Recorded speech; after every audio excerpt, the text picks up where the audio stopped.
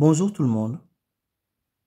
Dans cette vidéo, nous allons faire cet exercice qui a été donné lors d'un brevet de mathématiques.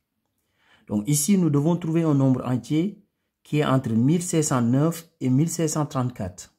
Donc on sait que c'est un nombre qui est divisible par 2 et par 3, mais il n'est pas divisible par 4 ni par 9. Donc ici, on va procéder par élimination.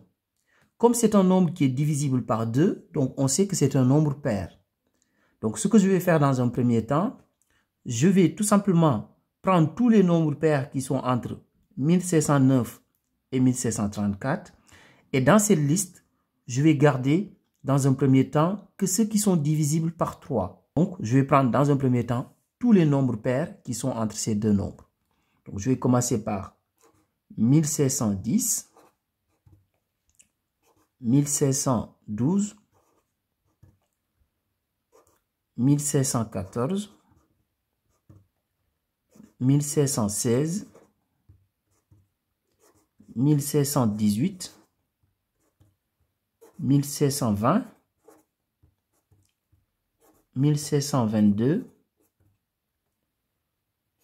1624, 1626, 1628, 1630, 1632 et je m'arrête à 1634. Je n'ai pas besoin d'aller plus loin. Maintenant, ici, nous avons la liste de tous les nombres qui sont divisibles par 2, qui sont entre 1609 et 1634. Maintenant, dans cette liste, je vais garder que ceux qui sont divisibles par 3. Maintenant, on va appliquer les critères de divisibilité par 3.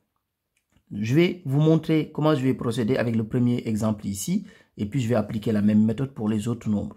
Donc, pour savoir si ce nombre est divisible par 3, je vais faire tout simplement la somme de tous les chiffres, et je vais regarder si le résultat est un multiple de 3 ou pas. Donc, par exemple, ici, si je prends ce nombre 1610, je vais faire tout simplement la somme des chiffres. Donc, si je fais 1 plus 5 plus 1 plus 0, je trouve 7. 7 n'est pas un multiple de 3. Donc, 1610 n'est pas un multiple de 3. Donc, comme ce n'est pas un multiple de 3, ben, je peux le barrer parce que ce n'est pas le nombre que je veux trouver. Donc, je vais faire la même chose pour tous les nombres. Tous les nombres qui ne sont pas des multiples de 3, ben, je vais les barrer. Donc, si j'applique la même chose ici, je trouve 9.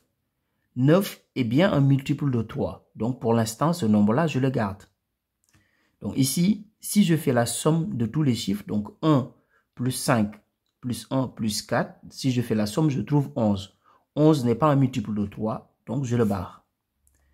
Ici, si je fais la somme, si je fais 1 plus 5 plus 1 plus 6, je trouve 13. 13 n'est pas un multiple de 3, donc je le barre. Donc ici, si je fais la somme, donc ici, je vais trouver 15. Si je fais 1 plus 5 plus 1 plus 8, c'est égal à 15. 15 est bien un multiple de 3, donc je le garde. Donc ici, si je fais la somme des chiffres, je trouve 8. 8 n'est pas un multiple de 3, donc je le barre. Donc ici, si je fais la somme des chiffres, je trouve 10. 10 n'est pas un multiple de 3, donc je le barre aussi. Ici, si je fais la somme des chiffres, je trouve 12. 12 est un multiple de 3, donc je le garde pour l'instant. Donc ici, si je fais la somme des chiffres, je trouve 14. 14 n'est pas un multiple de 3, donc je le barre. Ici, si je fais la somme des chiffres, je trouve 16. 16 n'est pas un multiple de 3, donc je le barre. Ici, si je fais la somme des chiffres, je trouve 9. 9 est bien un multiple de 3, donc pour l'instant, je le garde. Ici, si je fais la somme des chiffres, je trouve 11. 11 n'est pas un multiple de 3, donc je le barre. Ici, si je fais la somme des chiffres, je trouve 13. 13 n'est pas un multiple de 3, donc je le barre. Maintenant, pour les nombres qui me restent, je vais prendre ceux qui ne sont pas divisible par 4 ni par 9. Donc, je vais procéder de la même manière par élimination. Donc, je vous rappelle les critères de divisibilité par 4.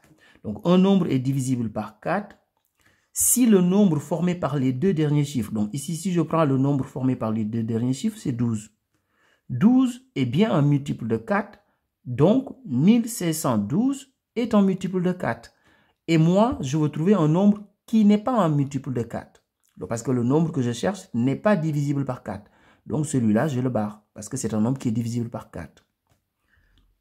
Ici, 1618, est-ce qu'il est divisible par 4? Non, parce que si je prends le nombre formé par les deux derniers chiffres, c'est 18. 18 n'est pas un multiple de 4. Maintenant, est-ce qu'il est divisible par 9? Donc, on va faire la somme des chiffres comme on fait pour 3. Donc ici, si on fait la somme des chiffres, on trouve tout simplement 15.